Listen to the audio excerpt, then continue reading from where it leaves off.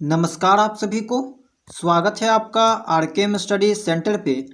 देखिए ये हमारा Jharkhand BEd MEd entrance exam 2025 के लिए टीचिंग एप्टीट्यूड का क्लास नंबर 4 है। और आज के इस क्लास में हम पढ़ेंगे एक नया टॉपिक टीचिंग लर्निंग मटेरियल के बारे में, यानी कि शिक्षण अधिगम सामग्री के बारे में। आई होप कि आपने इससे पहले 3 क्लासेस को देख लिया होगा। अगर नहीं देखा है तो उसे देख लीजिएगा। टीचिंग एप्टीट्यूड का प्लेलिस्ट जो है वो बना दिया गया है, ठीक है। तो हमेशा की तरह सबसे पहले हम थ्योरी के बारे में बात करेंगे, उसके बाद कुछ इंपॉर्टेंट क्वेश्चन देखेंगे एंड पीवाईक्यू को देखने वाले हैं, ठीक है। तो चलिए स्टार्ट करते हैं। तो सबसे पहले हम बात करते हैं शिक्षण अधिगम सामग्री यानी कि टीचिंग लर्निंग मटेरियल के बारे में। तो सिंपल भाषा में अगर कहा जाए तो देखिए, जब एक टीचर जो है बच्चों को पढ़ाता है तो पढ़ाने के वक्त, ठीक है, पढ़ाने के वक्त वो जिन जिन माध्यमों का उपयोग करता है, जिन जिन साधनों का उपयोग करता है या फिर वस्तुओं का उपयोग करता है, ताकि बच्चे को जो कुछ भी पढ़ाया जा रहा है वो अच्छे से समझ में आए, तो ऐसे साधनों को या फिर वस्तुओं को क्या कहेंगे? टीएलएम, यानी कि टीचिंग लर्निंग मटेरियल। अब एग्जाम्पल से समझिए, जैसे कि टीचर जो है अगर कुछ जियोग्राफी में पढ़ा रहा है एंड कहीं किसी प्लेस को डिनोट करना है, तो उसके लिए अगर वो मैप का उपयोग कर रहा है, ग्लोब का उपयोग कर रहा है, तो वहाँ पे ये चीज़ क्या होगा? टीएलएम के अंतर्गत आ जाएगा, यानी कि टीचिंग लर्निंग मटेरियल है। एंड ऐसे करके अगर वो बच्चों को पढ़ाएगा तो बच्चे में जो है वो ज्ञान लंबे समय तक बना रहेगा। जो पढ़ाया जा रहा है वो इफ़ेक्टिव होगा, इफ़ेक्टिव लर्निंग वहाँ पे होगा। बच्चे जो है वो रुचिपूर्वक उस चीज़ को सीखेंगे, उनका वहाँ पे अस्थायी अधिगम होगा, यानी कि जो कुछ भी वो सीखेंगे उनके दिमाग में वो चीज़ लंबे समय तक बना रहेगा, ठीक है। तो वही बात यहाँ पे कही गई है कि इनसे क्या होता है, टीचिंग लर्निंग मटेरियल से क्या होता है, एक प्रभावशाली या फिर रुचिकर अस्थायी अधिगम होता है। एंड शिक्षण प्रक्रिया को, यानी कि टीचिंग प्रोसेस को, यानी कि पढ़ने पढ़ाने की जो प्रक्रिया है उसको सरल, रोचक, आकर्षक बनाने के लिए जिन साधनों या माध्यमों का प्रयोग किया जाता है उन्हें टीएलएम कहते हैं, यानी कि टीचिंग लर्निंग मटेरियल कहते हैं। तो आई होप कि आपको इसका डिफिनेशन समझ में आ गया होगा। देखिए टीएलएम क्या होता है कि इनसे कठिन एवं भूतकाल की जितने भी घटनाओं होता है उनको आसानी से स्पष्ट किया जा सकता है। जाहिर सी बात है, हम अगर बच्चों को ऐसे नॉर्मली बताएंगे कि कोई जगह को लोकेट करके बताएंगे कि यह जगह यहाँ पे है, तो ऐसे उनको समझ में नहीं आएगा। लेकिन वही चीज़ अगर हम उनको मैप में दिखाएंगे कि ये डायरेक्शन में जो है वो ये दिशा, या मतलब इस दिशा में जो है वो ये जगह एग्जिस्ट करता है, तो उसको कहीं ना कहीं वो चीज़ें बेहतर समझ में आएगी। यानी कि करके अगर बताएंगे, ठीक है, प्रैक्टिकली उसके सामने करके दिखाएंगे तो बच्चे को वो चीज़ जो है वो आसानी से समझ में आएगी। एंड यहाँ पे कठिन से कठिन चीज़ों को भी आसानी से समझाया जा सकता है। इससे क्या होता है, समय की भी बचत होती है। तो जाहिर सी बात है, केवल थ्योरेटिकल बताया जाए, थ्योरी वाला चीज़ बताया जाए तो उन्हें नहीं समझ में आएगी, ठीक है, ज़्यादा लंबे समय तक उनको समझाना पड़ेगा। एंड अगर प्रैक्टिकली बताया जाए तो उन्हें जो है वो अच्छे से समझ में आएगा, ठीक है। तो ये होता है आपका टीचिंग लर्निंग मटेरियल। अब जानते हैं टाइप्स ऑफ टीएलएम के बारे में, यानी कि टीएलएम कितने प्रकार के होते हैं। तो देखिए यहाँ पे अगर आधार देखा जाए तो इंद्रियों के आधार पे, ठीक है, इंद्रियों के बेसिस पे 3 प्रकार के टीएलएम होते हैं। पहला होता है ऑडियो लर्निंग मटेरियल, दूसरा होता है विजुअल लर्निंग मटेरियल एंड तीसरा होता है आपका ऑडियो विजुअल लर्निंग मटेरियल। तो वन बाय वन हम लोग देखते हैं कि किसमें क्या कहा गया है, ठीक है। तो बहुत ही आसान टॉपिक है ये। देखिए ऑडियो लर्निंग मटेरियल में क्या होता है, इसके अंतर्गत ऐसा मटेरियल आता है जिसमें बच्चे जो है वो सुनकर ज्ञान को अर्जित करते हैं। जैसे रेडियो, रेडियो से तो केवल आवाज़ निकलेगा, वॉइस निकलेगा एंड इसी से सुन के बच्चे सीख सकते हैं। टैप रिकॉर्डर, ग्रामोफोन, यानी कि जिनसे केवल ऑडियो निकलता है, ठीक है, तो ऑडियो लर्निंग मटेरियल के अंतर्गत आ जाएगा। एंड इसका उपयोग भी बच्चों को पढ़ाने के लिए किया जा सकता है। आगे है आपका विजुअल लर्निंग मटेरियल्स, ठीक है। इस प्रकार की सामग्री से बच्चे देखकर ज्ञान को अर्जित करते हैं। यहाँ पे केवल देखने की बात होती है, यहाँ पे साउंड या वॉइस की बात नहीं है, केवल देखकर बच्चे जो है वो ज्ञान को अर्जित करेंगे। जैसे श्यामपट्ट, ठीक है, ब्लैक बोर्ड हो गया, बुलेटिन बोर्ड हो गया, फ्लैनल बोर्ड हो गया, मानचित्र, ग्लोब, कार्टून, चित्र, तो ये सब क्या आ जाएगा? विजुअल लर्निंग मटेरियल के अंतर्गत जो है वो आ जाएगा। तो ये सब के एग्जाम्पल आपको ध्यान में रखना है, क्योंकि एग्जाम्पल से सवाल जो है एग्जाम में पूछे जाते हैं, ठीक है। चलिए आगे देखते हैं। तीसरा टाइप है आपका ऑडियो विजुअल लर्निंग मटेरियल। इस प्रकार की सामग्री से बच्चे एक साथ सुनकर और देखकर ज्ञान को अर्जित करते हैं। इसके उदाहरण है मोबाइल फ़ोन हो गया, टेलीविज़न, कंप्यूटर, चलचित्र जिसको सिनेमा कहते हैं, या नाटक। तो ये सब क्या है, आपका ऑडियो विजुअल लर्निंग मटेरियल है। यहाँ पे आपको दृश्य तो दिखाई देगा ही देगा, साथ ही आपको साउंड भी सुनाई देगा, ठीक है। तो बेसिकली जो टीएलएम होता है इंद्रियों के आधार पे 3 प्रकार में बांटे जाते हैं, ठीक है। तो जब तक अगर आपके एग्जाम में कोई प्रश्न आता है कि टीएलएम कितने टाइप्स के होते हैं, एंड अगर आपको कोई आधार वहाँ पे नहीं दिया हो तो आपको बताना है 3 टाइप्स। हालांकि दूसरे आधार पे भी अगर देखा जाए, जैसे कि तकनीक के आधार पे, तो तकनीक के आधार पे जो है यहाँ पे टीएलएम को 2 भागों में बांटा जाता है। लेकिन अगर आपके एग्जाम में सवाल आएगा कि टीएलएम को, केवल लिखा होगा कि टीएलएम को कितने भागों में बांटा जाता है, तो आपको जवाब देना है 3 टाइप में। जब तक आपको डीप में यह ना दे दे कि किसके आधार पे, तकनीक के आधार पे अगर देगा तब आपको 2 भाग में बांटना होगा, इंद्रियों के आधार पे दिया होगा 3 भाग में बांटना होगा। लेकिन केवल लिखा होगा कि कितने भाग में बांटा है टीएलएम को, तो 3 भाग में, ठीक है। आगे प्रश्न आएगा तो उस टाइम हम आपको बताएंगे, ठीक है। तो देखिए तकनीक के आधार पे जो है, तकनीक के आधार पे टीएलएम को 2 भाग में बांटा जाता है, hardware approach, software approach. Hardware क्या होता है, एक फिजिकल डिवाइस होता है जिसको हम लोग टच कर सकते हैं, ठीक है। तो पढ़ाने के लिए कंप्यूटर हो गया, रेडियो हो गया, प्रोजेक्टर जैसे भौतिक उपकरणों का प्रयोग, यानी कि फिजिकल डिवाइसेस का उपयोग, तो वो आपका हार्डवेयर हो गया, हार्डवेयर टीएलएम। सॉफ्टवेयर अप्रोच क्या हो गया, आपने हार्डवेयर एंड सॉफ्टवेयर कंप्यूटर में पढ़ा होगा कि सॉफ्टवेयर क्या होता है, हार्डवेयर क्या होता है। तो सेम यहाँ पे भी कहानी है। तो पढ़ाने के लिए प्रोग्राम या डेटा जैसी डिजिटल जानकारी का उपयोग जो है यहाँ पे सॉफ्टवेयर अप्रोच होगा। जैसे कोई एजुकेशनल आप ऐप ले लीजिए, वो आपका सॉफ्टवेयर के अंतर्गत आ जाएगा, जिसको आप लोग टच नहीं कर सकते हैं, ठीक है। तो तकनीक के आधार पे 2 टाइप्स का टीएलएम होता है, हार्डवेयर एंड सॉफ्टवेयर, ठीक है। आगे है आपका परिक्षेपण के आधार पे, यानी कि प्रोजेक्टिव के आधार पे। तो एक होता है प्रोजेक्टिव मटेरियल, दूसरा होता है नॉन प्रोजेक्टिव मटेरियल। यहाँ से सवाल आपके एग्जाम में पूछा जा चुका है, इसलिए इसको ध्यान से देखिएगा। देखिए जिन चीज़ों के प्रदर्शन के लिए मशीनों की ज़रूरत होती है, आपने देखा होगा प्रोजेक्ट, ठीक है। प्रोजेक्ट में क्या होता है, किसी पर्दे पे किसी चीज़ को दिखाया जाता है, ठीक है। तो जिन चीज़ों के प्रदर्शन के लिए मशीनों की ज़रूरत होती है, जैसे स्लाइड हो गया, फिल्म हो गया, ओवरहेड प्रोजेक्टर हो गया, तो ये आपका प्रोजेक्टिव मटेरियल के अंतर्गत आ जाएगा। नॉन प्रोजेक्टिव मटेरियल क्या होता है, जिन चीज़ों के प्रदर्शन के लिए मशीनों की ज़रूरत नहीं होती है, जैसे श्यामपट्ट, चार्ट, पाठ्य पुस्तक, ग्लोब, पोस्टर। तो ये सब दिखाने के लिए हमें कोई मशीन की आवश्यकता नहीं होती। लेकिन अभी आप देख रहे होंगे कि मैं जो क्लास आपको करवा रहा हूँ, तो यहाँ पे आपको क्लासेस जो है वो स्लाइड के फॉर्म में देखने को मिल रही है, पीपीटी के फॉर्म में देखने को मिल रही है। एंड इस चीज़ को दिखाने के लिए हमें एक मशीन, एक डिवाइस की आवश्यकता पड़ी है, जो है फ़ोन, ठीक है, मोबाइल फ़ोन। तो यहाँ पे ये क्या आ जाएगा, प्रोजेक्टिव मटेरियल के अंतर्गत आ जाएगा, ठीक है। तो बहुत ही आसान यहाँ पे सभी चीज़ों को एक बार में आप आसानी से समझ सकते हैं। अब देखते हैं एनसीईआरटी के अनुसार। तो देखिए एनसीईआरटी के अनुसार जो है वो टीएलएम को अनेकों प्रकार में बांटा जाता है, एंड यहाँ से आपके एग्जाम्पल के अंतर्गत जो है वो सवाल देखने को मिल सकते हैं। तो देखिए ग्राफिक्स चित्र पहला हो जाता है, ग्राफिक्स चित्र।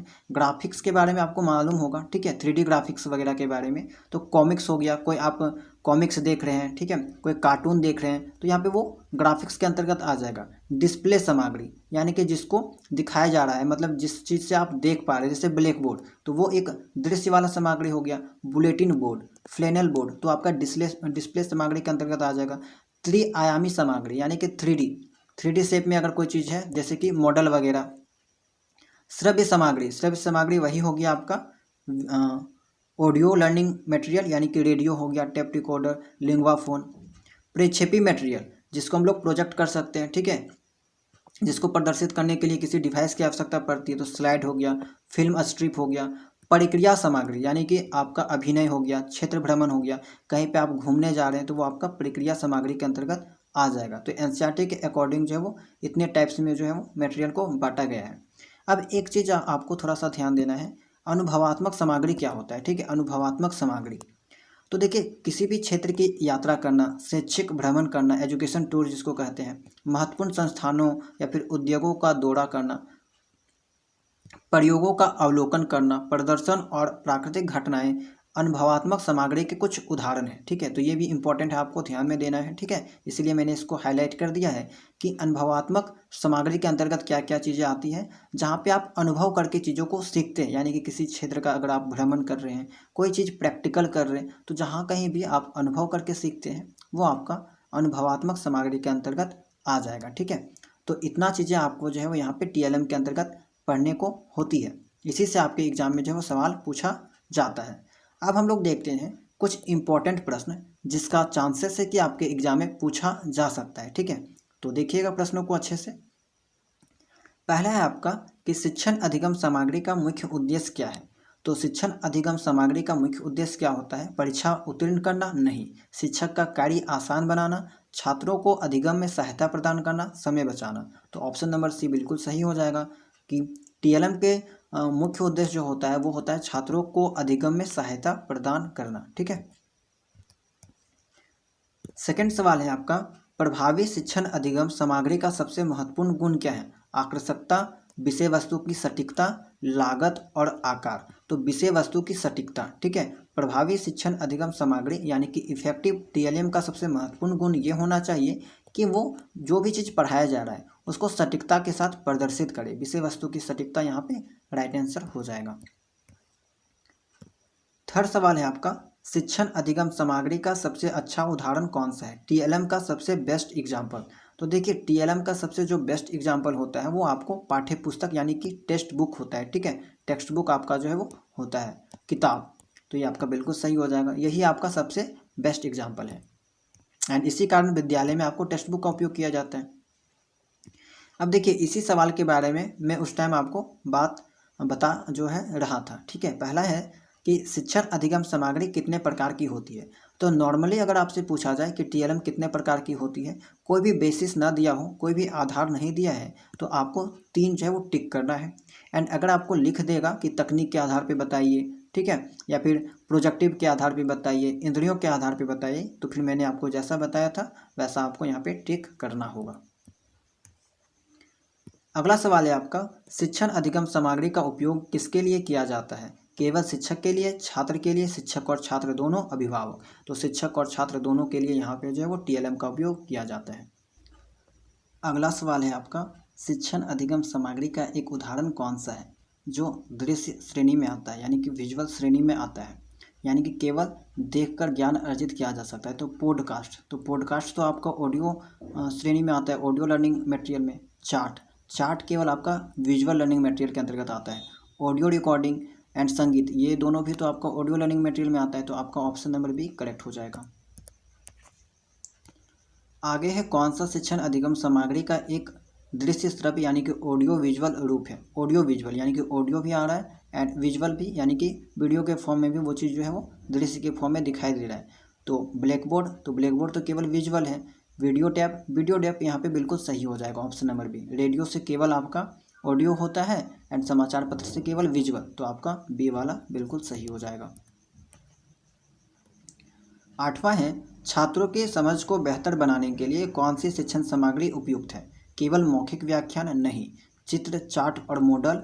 केवल नोट्स, परीक्षा प्रश्न पत्र? तो ज़्यादा एक्यूरेट आपका ऑप्शन नंबर बी है, चित्र, चार्ट और मॉडल।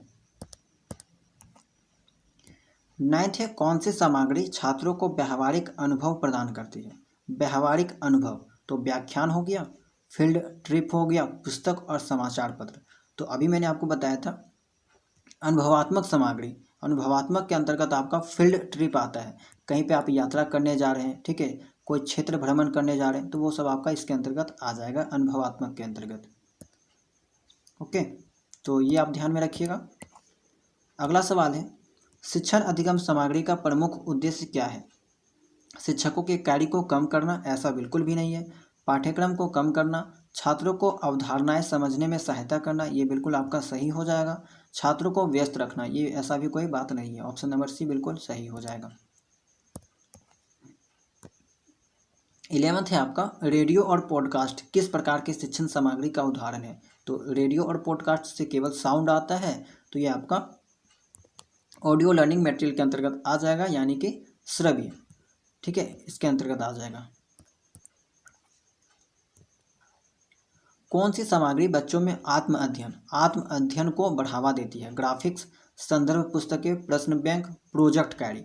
देखिए बच्चों को अगर आप प्रोजेक्ट बनाने दे देते हैं तो वे लोग क्या होते हैं, अपने से सोच के, अपने से दिमाग लगा के जो वो चीज़ों को बनाते हैं, ये आपका छात्र केंद्रित होता है, ठीक है, स्टूडेंट या फिर चाइल्ड सेंटर्ड होता है एंड इसी में बच्चे जो है वो आत्म अध्ययन यहाँ पे ज़्यादातर करते हैं, ठीक है। 13 है, कौन सी शिक्षण सामग्री छात्र केंद्रित होती है? वीडियो लेक्चर, मॉडल बनाना, पाठ्य पुस्तक, व्याख्यान। तो मॉडल बनाना जो है आपका छात्र केंद्रित के अंतर्गत आ जाता है। 14 है, शिक्षण सामग्री को चुनते समय सबसे महत्वपूर्ण बिंदु क्या है? तो शिक्षण सामग्री को चुनते वक्त हमें जो है वो छात्रों की आवश्यकताओं को ध्यान में रखना होता है, छात्रों की रुचि या उनकी आवश्यकताओं को ध्यान में रखना होता है, ठीक है। क्योंकि अभी का जो एजुकेशन सिस्टम है वो आपका स्टूडेंट सेंटर्ड है, यानी कि चाइल्ड सेंटर्ड है, ठीक है, छात्र केंद्रित है। तो जितना भी चीज़ें आपको बताई जाएगी वो आपका छात्र केंद्रित वाली चीज़ें आएगी। नेक्स्ट सवाल है आपका, शिक्षण सामग्री को रोचक बनाने के लिए क्या जोड़ा जा सकता है? तो रोचक बनाने के लिए कठिन शब्दावली जोड़ना तो बिल्कुल भी सही नहीं है, अतिरिक्त गृहकार्य देना, विस्तृत व्याख्या करना। तो आपका ओनली वन ऑप्शन ज़्यादा एक्यूरेट है, एनिमेशन और गेम्स। अगर पढ़ाई में आपका एनिमेशन जोड़ दिया जाए, गेम्स वगैरह जो है वो ऐड कर दिया जाए तो बच्चे जो है वो अच्छे से वो चीज़ सीखेंगे, रुचिपूर्ण पूर्वक सीखेंगे, ठीक है। चलिए अब देखते हैं कुछ प्रीवियस ईयर क्वेश्चन पेपर को जो आपके एग्जाम में पूछे जा चुके हैं। पहला सवाल है आपका, शिक्षण सहायक सामग्री का उपयोग डैश के आधार पर उचित है? तो कक्षा में छात्रों का ध्यान आकर्षित करने, कक्षा में अनुशासनहीनता की समस्या को कम करने। तो बी वाला तो ऐसे ही नहीं होगा। छात्रों के सीखने के परिणामों का अनुकूलन करने, सीखने के कार्यों में छात्रों की प्रभावी भागीदारी। तो देखिए यहाँ पे अगर one of the best option चुना जाए तो आपका सी वाला ज़्यादा एक्यूरेट होगा, ठीक है। छात्रों के सीखने के परिणामों का अनुकूलन करने के लिए, ठीक है, ये आपका ज़्यादा एक्यूरेट हो जाएगा। चलिए आगे है आपका, निम्नलिखित में से कौन सा अनुमानित सहायता से संबंधित नहीं है? तो हिंदी वाला अगर आपको नहीं समझ में आएगा तो आप इंग्लिश के थ्रू जा सकते हैं। प्रोजेक्टेड एड, यानी कि प्रोजेक्टिव जो टीएलएम मैंने आपको बताया था उसके बारे में बात कही गई है। तो यहाँ पे कौन सा आपका जो है वो प्रोजेक्टिव एड से बिलोंग नहीं करता है? तो ब्लैक बोर्ड आपका प्रोजेक्टिव एड से बिलोंग नहीं करता है। प्रोजेक्टिव एड क्या होता है? ऐसा टीएलएम जिसको मतलब यूज करने के लिए, जिसको दिखाने के लिए हमें किसी मशीन की आवश्यकता होती है, किसी डिवाइस की आवश्यकता होती है, जैसे स्लाइड हो गया, मोशन पिक्चर हो गया, प्रोजेक्शन हो गया। तो इन तीनों में आपका जो है वो प्रोजेक्शन की आवश्यकता होती है, किसी मशीन की आवश्यकता होती है इस चीज़ को दिखाने के लिए। ब्लैक बोर्ड ऐसा होता है जिसे आप डायरेक्टली देख सकते हैं, तो ये आपका नहीं है, नहीं पूछा गया है। थर्ड सवाल है, ऑडियो विजुअल एड्स। देखिए टीएलएम को ही एड्स कहा जाता है, आप लोग ज़्यादा कंफ्यूज नहीं होइएगा, एड्स, ठीक है। टीएलएम को ही यहाँ पे जो एड्स कहा जाता है। तो audio visual aids help dash student in the class. तो ऑडियो विजुअल एड्स जो है वो ज़्यादातर किसकी हेल्प करते हैं? छात्रों की मदद करते हैं। तो धीमी गति से सीखने वाले छात्र को यहाँ पे ज़्यादातर इन चीज़ों से हेल्प मिलता है, ठीक है, अच्छे से बच्चे जो है वो सीख पाते हैं।